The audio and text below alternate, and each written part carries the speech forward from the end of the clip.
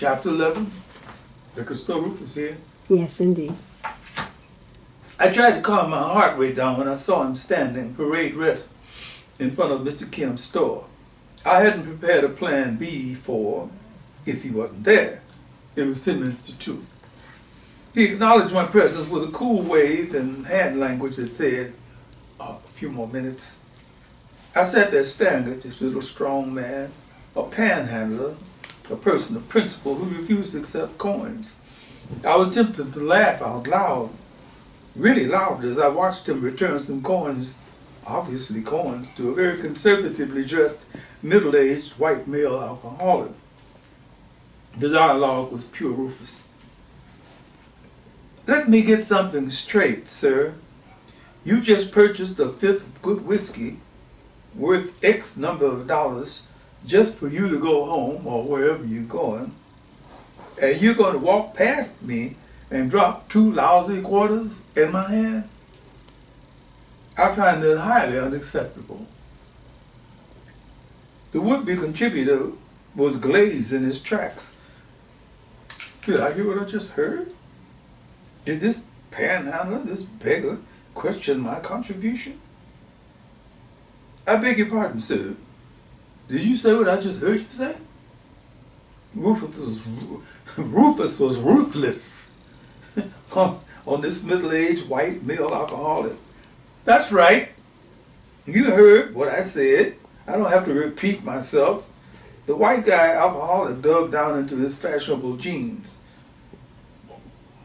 What if I gave you $10? Well, give it to me and stop posturing, big white liberal man. No matter what you give me, it's not going to make you any less alcoholic. You got to go somewhere and get some treatment for that. It's called alcoholism.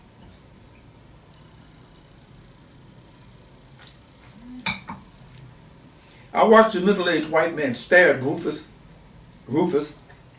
and then a sound erupted from his mask, the white one. It sounded like a scream.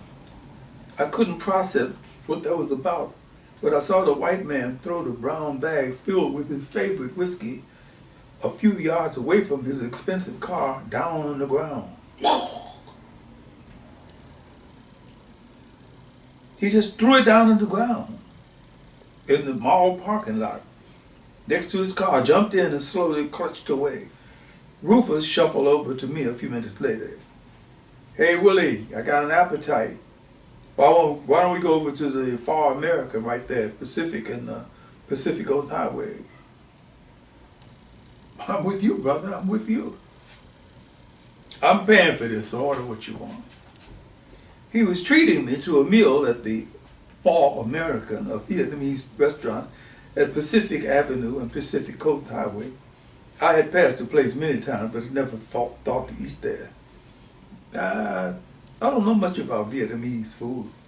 Well, take my word for it, you can't go wrong if you take Henry's suggestion. Yo, Henry, bring it over here and help my friend decide what he should eat. Henry Lay was the co-owner with his sister and had the attitude, humor of a mischievous 8-year-old. Ah, welcome. My name is Henry, and I would suggest, since this is your first visit to an authentic Vietnamese restaurant, that you start your dinner off with our delicious nut soup. And for your entree, we have the fried frog noses smothered in soy sauce. There will also be side dishes of tiptoe cow's tongue, sauteed bee's wings, and marinated bok choy shoots.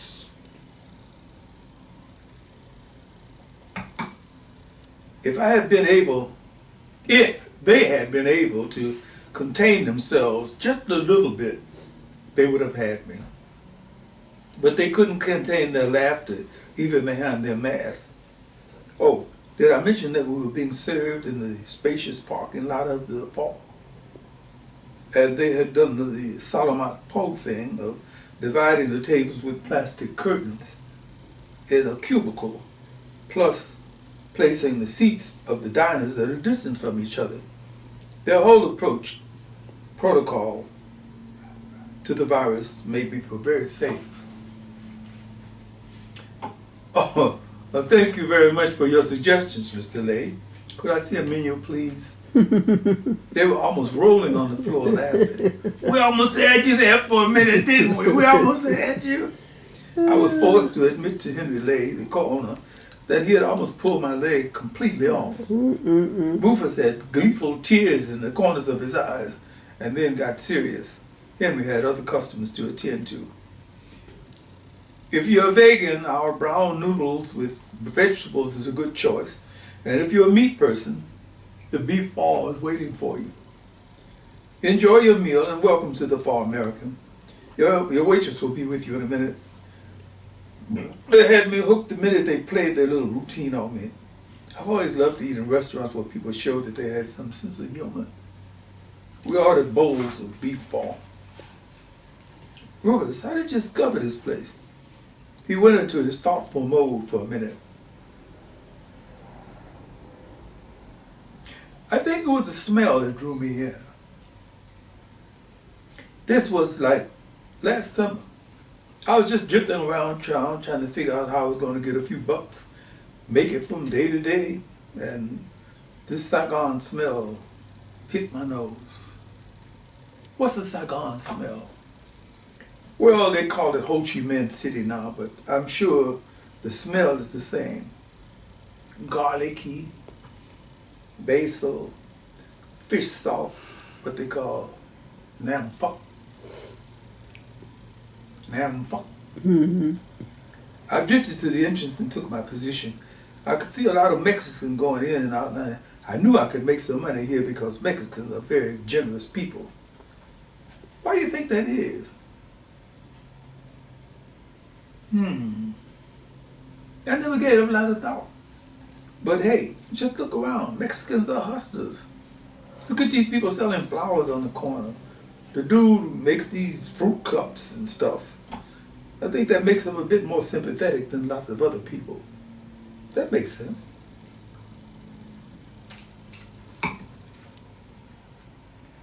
Of course that makes sense. That's why I said it. Anyway, on my third day of standing a few feet from the front door, Henry came out to talk to me. Look, dude, he said to me. If you're hungry, I'll give you some food, but having you stand in front of our place makes us look bad. You know what I'm saying? That was all he said, but he said it in the right way. Plus, he gave me a carry-out of fried fish and rice, and he stuffed a $5 bill into my breast pocket. I made a promise to myself that I would come over here whenever I could. Oh, here we go. Here's our phone. 2 bowls large as woks, filled to the brim with steaming beef broth, thin slices of beef stuffed on the side to toss into the mixed basil, bean sprouts, lime slices. It was hot and delicious, not pepper hot, hot broth hot. I did a double take of Rufus using his chopstick well. Of course, he'd been to Vietnam. Time to get back onto the track. Rufus, during the course of our last meeting, you had mentioned something about your tunnel rat partner, Mr. Strings, and that he had, quote, got his ass blown off. Want to talk about that? What happened? I think he was about to go into his spacey thinking mode when this woman marched up to our table. It was a woman, I think, with a Marine drill sergeant's crew cut and a fire hydrant figure. She stood off to the side, observing plague protocol. Hey, Rufus! Henry told me you are here. I come. What's up, Miss Lady? How you doing? Fine, fine. Everything fine. That's good. Now you be good now, okay? Okay, bye-bye. She waved her fingers at us and marched back into the restaurant kitchen. This is the person making all this good food. I can't remember her name, so I just called her Miss Lady.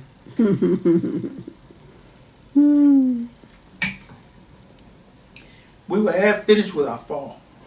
I felt that I was about to pop open back to the track. You started to tell me about Mr. Strings. He shook his head with fake exasperation. Willie, you are absolutely relentless. You know that? I've been called worse. I had been in Nam 10 months and had disarmed more booby traps and crawled in and out of more tunnels than you could shake a stick at. In addition to everything else, a letter had finally reached me from Yvonne to tell me that I had a 2-month-old son. I have named him Melvin, and I must tell you, he looks like you. Mm. A man-child. A man-child. Up to that time, I hadn't given a lot of thought about being a daddy or anything like that. I just went down into the tunnels and did my work. But now, I had a wild urge to get back to Australia to see my wife and babies. Boy, I put in for a 30-day leave and got turned down. Why did they turn you down? If you would stop trying to talk over me, I'll tell you. You want some dessert? Miss Lady makes a really good custard, but I have to warn you, it's got something in it that almost chases you to the potty. I think I'll have a cup of tea. Here, you got time to give us 2 cups of tea? I'll make time. The excuse they gave me for not approving of my leave was that I hadn't been in country long enough. Understand now, this is coming from the American side. I was in a nut grinder. I was an American attached to an Australian unit. And the American side didn't want to understand why an American should be given leave to go to Australia to be with his Australian Aborigine wife. A little taste of racism here, huh? Yeah. More than a little taste, but as luck would have it, Colonel, promoted Knightsbridge, was making an inspection tour, and I managed to get an appointment with him. I got all spiffed up and knocked on the colonel's door. Come in, Private Dixon. Have a seat and tell me what the bloody hell is going on here. I was 5 minutes into my story when his face started getting red. It was scary to see this man get mad. It was like he started boiling the top all the way down to his shoe tops. 6 minutes into my story, he was on the phone to Captain Beaverhead. Rufus, wait a minute, you kidding me? The man's name was Beaverhead. Swear on my granddaddy's grave. And when Colonel Knightsbridge got through with him, you would have called him Cleaverhead. Mm. Rufus took a sip of his tea, stroked his mustache left and right, and sat up straight as a British colonel. His British accent was pitch perfect. Captain Beaverhead, this is Colonel Maxim Knightsbridge of the Australian Army's School of Military Engineering. We have one of your chaps attached to our unit. This man has been performing his duties in an exemplary manner. In many instances, he's gone beyond call of duty. Are you listening to me, Captain Beaverhead? This man had had his application for 35-day leave to visit his wife and newborn was rejected. I want you to rescind that rejection. I want you to get on the stick immediately. Are you listening to me, Captain Beaverhead? Good. That's exactly what I wanted to hear. You needn't worry about transportation to Australia. We will take care of that. I would like to suggest that Private Dixon's leave application be approved and in his possession by the end of this working week. He will be able to board a military plane for Australia next Monday. If this matter is not handled expeditiously, I shall be forced to take this matter to General Armstead. And I can assure you that your captain's bars will disappear so fast it will make your head swim. Have you heard me loud and clear, Captain Beelerhead? Very good. So that was taken care of. I stood and gave him the best British Army salute I could give. Captain Knightsbridge returned my salute with a sly twinkle in his eyes. Carry on, Private Dixon, and have a jolly good time in Sydney. Yes, sir. It seemed like the time started dragging her heels the minute my leave paper was in my hand. Captain Beelerhead delivered the paper himself. Sorry for the delay, Private. We had a little snafu. Yes, sir, no problem at all. No need to push the captain's face in it. I had my authorization to go see my wife and son. I had 3 days till giddy-up time. I didn't know what to do with myself. I didn't have to worry too much about what to do with myself. I didn't have to worry too much about what to do. The Army can always find something for you to do. I could see it coming when Mr. Strings shuffled up the center aisle of our barracks, a cigarette hanging out of the corner of his mouth. Sorry to interrupt your beauty sleep, mate, but they discovered a tunnel they want us to check out. No rest for the weary, huh? You got that right, Willie man. You got that right.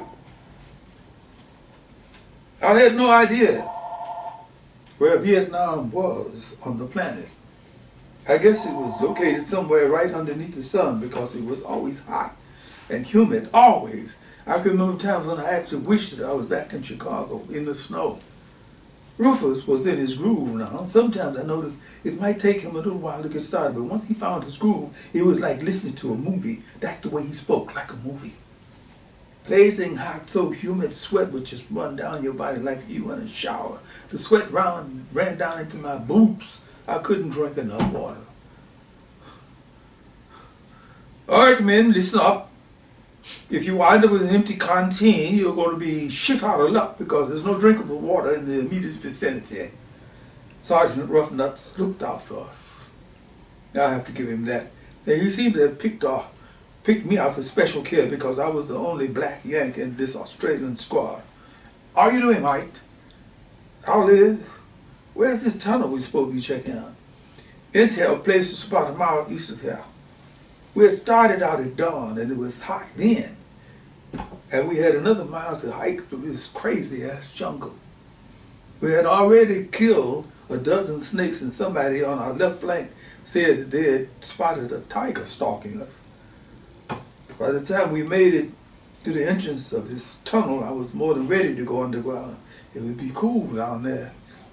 Me and Mr. Strings armed ourselves with our favorite weapons, the silencer on the pistol, a razor-sharp bayonet, a small flashlight.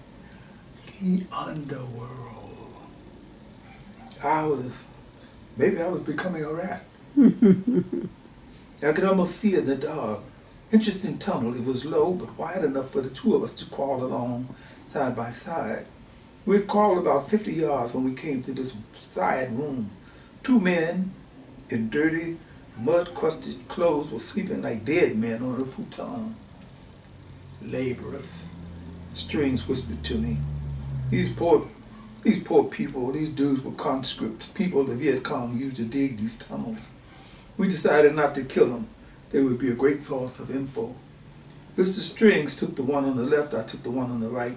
We woke them up with pistol barrels stuck in their ears. It doesn't take a lot of explanation when you have a pistol stuck in your ear.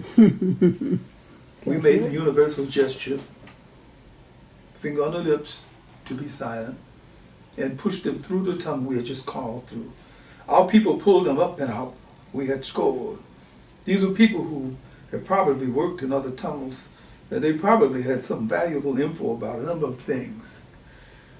They weren't soldiers, just people caught in a nasty-ass war. We had scored. Time to hike back to the concern.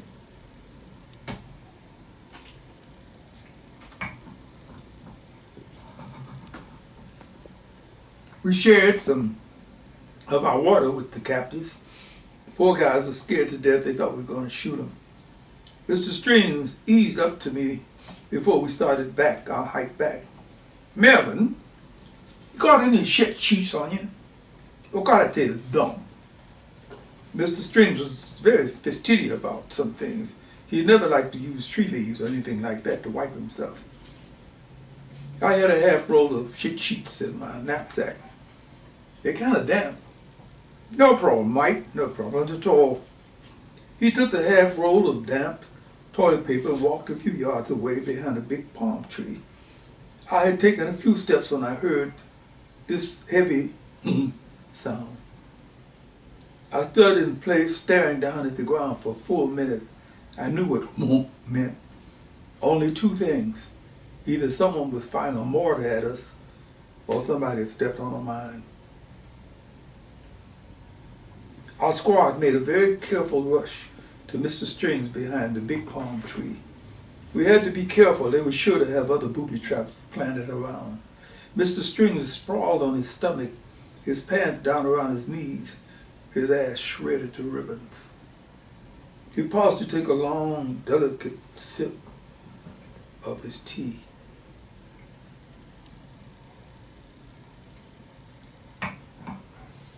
I could see the scene so vividly in my mind's eye, I felt like puking. Rufus gently placed his cup back on the table. He was a warrior, a strong man who knew how to keep a grip on himself. That's what he was demonstrating to me. He had stepped on one of these little mines that the Kong had designed to go off by sense detection. These Viet Cong had perfected some incredible shit to fight us with. Mr. Strings was messed up, suffering like a big dog. Sergeant Roughnut was on the phone calling for a helicopter to come for the wounded man. Mr. Strings seemed to be in another place. He was calm. I went up close to him and knelt down. "Shoot me, Mike." He said it loud enough for the people near me to hear him. They all turned to look at me. "I can't do it, Strings. I can't shoot you, man." Sergeant Roughnut came to kneel beside me. "We can't shoot you, understand? We can't shoot you."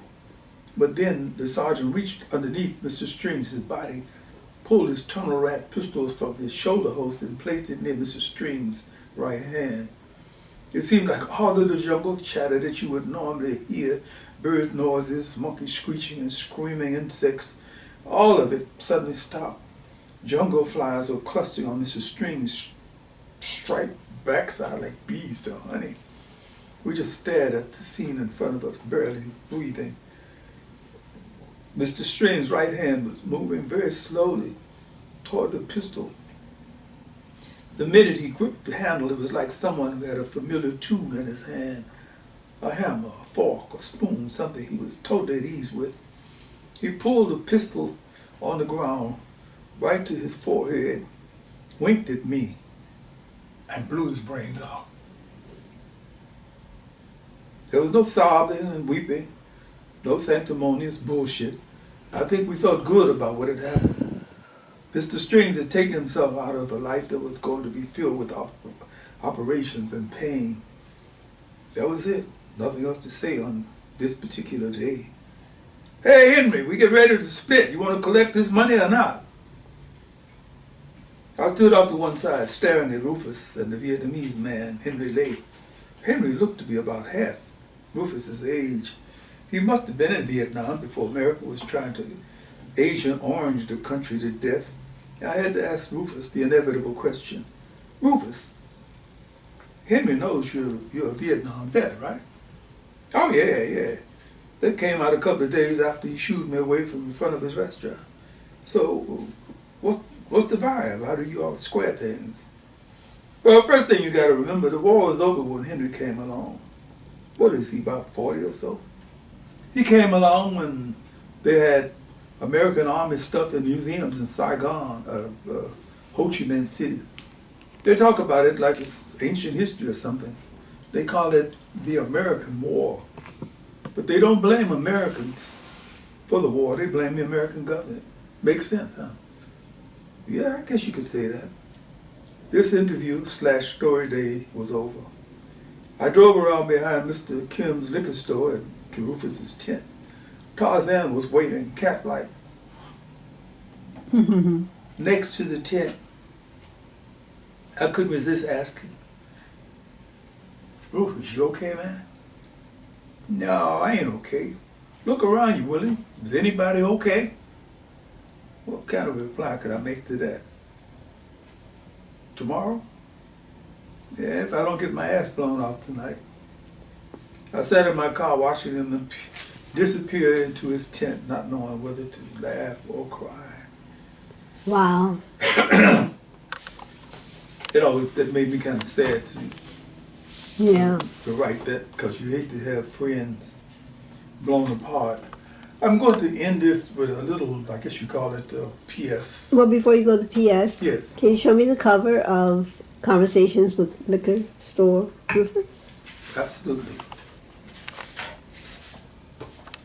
The cover, Charles Beebe. There you go. And the book can be purchased on Amazon, Barnes & Noble. Just check it out on the internet. Do put in a search for Conversations with Likka Sto Rufus. I like that. Likka Sto Rufus by Hawkins. His website, www.oughta.com. And on with the P.S., please. The P.S., or maybe I could call it an addenda. Mm-hmm. Happened because I was clearing out a filing cabinet yesterday, just yesterday, and I came across an interesting little thing. At one point, I was doing a writing class at the Watts Art Center when it was under the direction of a wonderful brother named John Oughta. And I came across this particular poster. Huh. This was a tribute to Martin Luther King Jr. Okay. And what I decided to do, have it face me a little bit more. Okay. I can say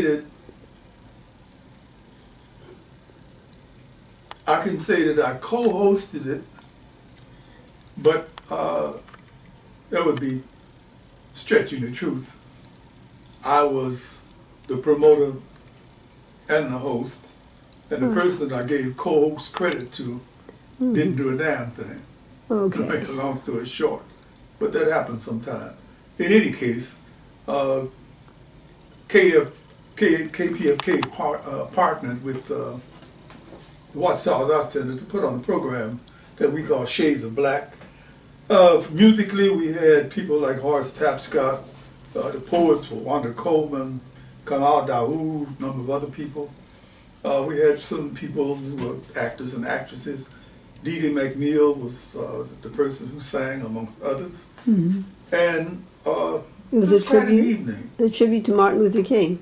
Yeah, it was January 17th, 1982. Mm-hmm. And what came to my mind, I'll read you what I wrote about it.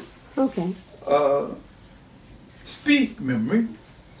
There's nothing like going through an old filing cabinet and coming up with a good piece of old news. In this case, it happens to be this post of a tribute to Reverend Martin Luther King Jr., an event that I co-produced and promoted. Memory speaks. Nothing more gratifying than to be reminded of the great talents Horace Tapscott, Wanda Coleman, Kamal Daoud, Dee Dee McNeil, and many others who united to create a memorable evening.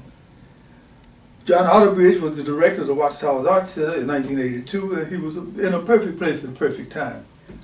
I could talk to you about John Oughta for another hour, but memory speaks again. The latest program, one of the many that the president directed of the Watts Art Center, Rosie Hooks, director Rosie Hooks, shout out, presented this past September 25th, a two-day celebration titled Day of the Drum. It offered the same sense of satisfaction I felt when I pulled out the Martin Luther King poster. We, Zola Salena-Hawkins and myself, feel extremely blessed to be able to say we were there when John did it, and we're grateful to be still there, to still hear while Rosie Hooks is doing it. I don't think Rosie Hooks is being given enough credit for the various programs she puts on. I agree 100%.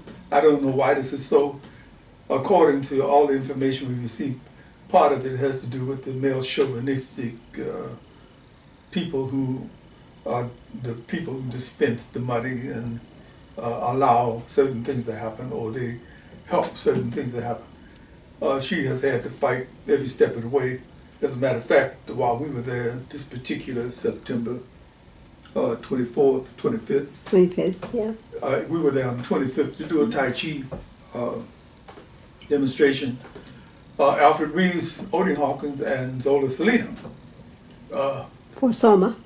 And from Soma, from this the School of Healing Martial Arts, directed by and worked on and did with Dr. Daniel Hoover. Daniel Hoover. We were privileged and I say blessed to be there, because the event does more than just simply exemplify the best of what can happen in a community when people get together and, you know, share joy and creativity. That's what happened on that occasion. And I'm pleased to be able to sit here and say that we were there. Yes. Hopefully, same time, same place, next year. This is so, I say. And with that, I'm going to take my capoeira cup Yes. and get some more iced coffee. All right, definitely. Okay, enjoy, ol'White. And thank you very much for the reading of Chapter 11 on Conversations of Likka Sto Rufus. And thank you for the PS too. Okay? And with the music playing, we shall call it a day with itness.